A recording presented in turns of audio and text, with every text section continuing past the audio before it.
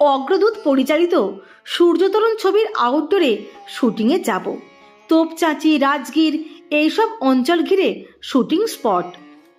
উত্তমের তখন dodge Kings way গাড়ি। উত্তম নিজের গাড়ি নিয়ে যাবে। শ্রী বিভূতি লাহাকে উত্তম বললেন, খোকাদা, আমার গাড়িতে তো শুধু আমি আর গৌরী, গাড়ি খালি যাবে কেন? সলিলকে দিয়ে দিন।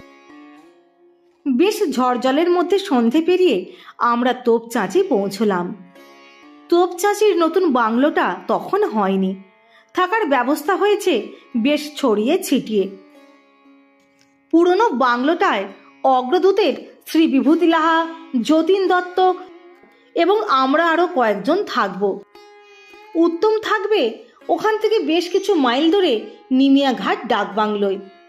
থাকার এ ধরনের ব্যবস্থা দেখে উত্তমের বোধহয় খুব একটা পছন্দ হয়নি।